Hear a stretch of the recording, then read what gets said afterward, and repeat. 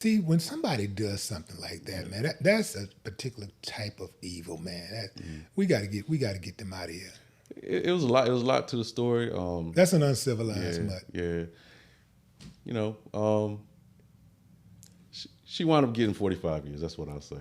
I won't get too far into that, but she wound up getting 45 years. The part A about it, woman chopped up a body. yes, it was in the news. I guess there was some allegation about maybe some type of abuse, what have you. But she wound up getting 45 years. The thing that I was most concerned about, just as a father, was her daughter was, I guess, in a mix of present. I think she was young, like maybe under the age of 10, and I think she was in the apartment or wherever where it had happened, where the chopping had occurred, and I went off the record real quick just to ask, because I was curious, and I think, we do, she's a child, right? I'm like, what happened with the daughter? And, now you got someone going to foster care, things of that nature. But, yeah, I remember the 45 years. There might have been one more or less, but I do remember that one because it was so ghastly, so to speak. Yeah. Yeah. I saw a case, well, not just saw, but I actually covered a story where this woman in Long Island was arrested because she was $2 short Yeah, I saw on that. her bus Yeah, I saw pass. that. Yeah. Man, what do you do when you get a case like that, a frivolous case, in my opinion, like that, where somebody is hauled off into your courtroom over $2, especially when you consider the context in which she was arrested? Yeah, I think there's a lot of options, like off ramps, as they would say, right? It could, and a lot of times off ramps gonna come with the DA. If you got a DA that's like, hey, I'm just gonna dismiss this. It's not, we're here trying to do murders, robberies, rapes, kidnappings. This is not worth the government's time. Does that make sense? So I think part of that is, the government, the administration. I saw that in the news as well, and taking it as true. Let's say it's true, because I'm not sure if that's exactly what happened, but $2, arrest someone for $2 is like basically now you're punishing someone just for being poor or just not having money, which I think is wrong. And that's kind of what I ran on. I ran on the idea of we need to focus on violent crimes instead of, we have people that have mental health issues, we have people that just don't have money, and we have people that just don't have means. So, like, we need to focus on the real criminals. A lot of that used to get misconstrued, like, oh, I'm a nice guy, this, that, and the third. No, why are we like, I was in felony court. I remember we used to get bicycle cases. Someone stole a bicycle. They stole a bicycle. I'm like, I didn't think I was coming to felony court to, look over everyone's bicycle. And I'm not saying it's not a crime, Right. but when you got a murder that's been sitting for like months or years, nothing's been done on it. But we talking about bicycles, and there's only so many resources. I think we should put the resources towards the more violent crimes with victims. So yeah, I did see that. I thought it was ridiculous, but that's something for their government to figure out. Their local government, I should say. Yeah. I see people all the time going extra hard on people who run into stores and grab merchandise and run out.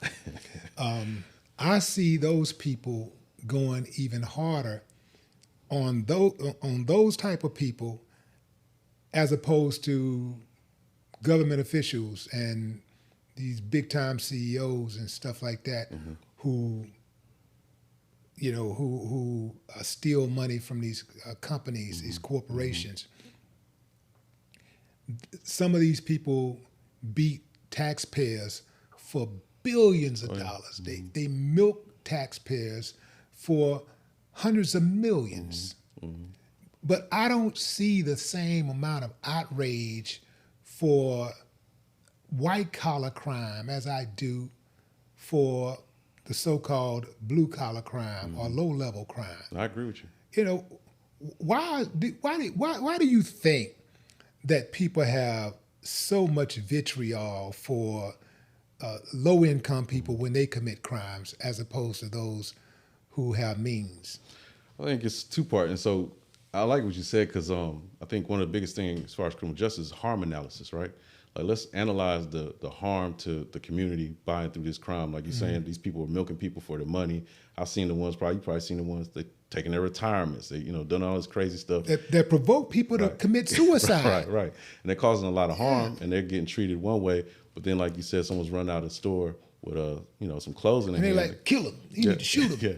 And so I think part of it too is just most people in society they can't relate, have no concept of the thing that's being stole. Like, they don't understand like stocks and bonds and whatever this item is that's being taken, but they understand clothes. So I think it's also like relatability. Like I can relate to someone that's stealing out of a store because that's the lifestyle environment I'm in, but I'm not in the lifestyle on a mega yacht because I stole people's pension. They don't understand that. So I think it's a relatability issue too. Like it's the concepts, like, if someone has traveled, been around the world like yourself, that concept, it makes sense to you. A lot of people, just to be honest, they may have, might not even left one side of the city for the other, so they can't grasp that concept. So their harm analysis, they can address a harm analysis of something they can understand. But the billionaire guy on a yacht that's got helicopters stealing pensions, they don't understand that because they don't know nobody like that, and they don't have anything that's going to be stolen anyway. I think that's part of it, just a lack of understanding and relatability. That is an excellent answer. So you have the ability to see things from an objective standpoint. A lot of people see things just one way. Mm-hmm. They think of something and say, "This is how I feel about it, and I have a conviction about it, and I'm sticking with it." Right. But you, on the other hand, and I guess that you would have to be that kind of way in order to become a judge. You have to be like that way to even be a lawyer. I don't think, and hopefully this is not shots fired man down, but I don't think you have to be that way to be a judge. There's plenty of judges. I respect many of them, but there's a couple I'm just like. Well, I guess you should be that way. Yeah. Yeah, but I think a lot of it comes from like your upbringing. Like me, I was fortunate. For me, my dad was in the military, so I grew up in Germany most of my life. So I grew up like, as a young kid, I went to Auschwitz, Anne Frank's house. I'm in Spain, like getting these exposure. And then the military is composed of a bunch of different people. So when you have some folks that grew up just with, in a homogenous, type neighborhood, they grew up in that monolith. So they're not used to seeing African Americans. They're not used to seeing Asian people. They might treat them differently when they come before them. I grew up with a little bit of everybody. Now I went to HBCUs, but I still grew up with everybody. So I never had an issue like, understanding people or not, cultural insensitivity, so to speak.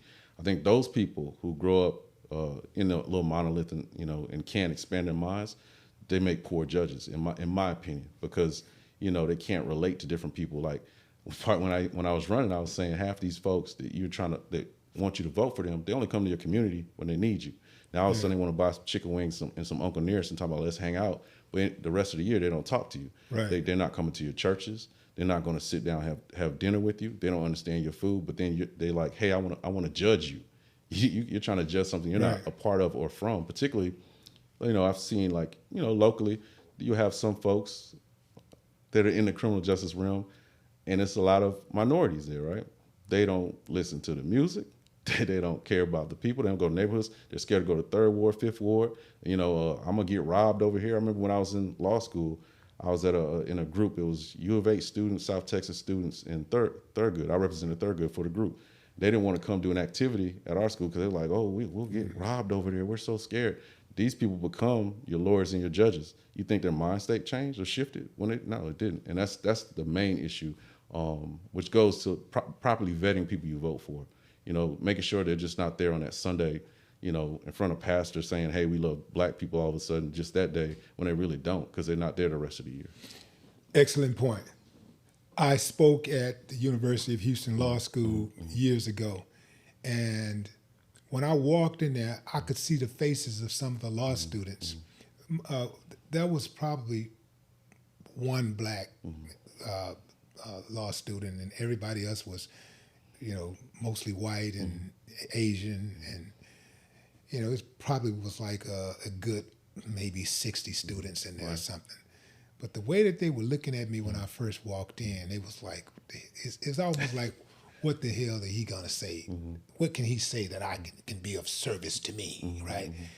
But I went in there knowing that I had the upper hand because I had more experience in life. Right. I had more overall experience. Right. Yeah, life experience is important. Yeah. See, they just had the book experience and that little community that they come from, because they all go to the same schools, they hang out at the same bars, they vacation together, they go on retreats together. Many of them will not go outside of their comfort zone, whereas me, I learn, I grow when I get outside of my comfort zone. That's what made me walk into that room and speak to them.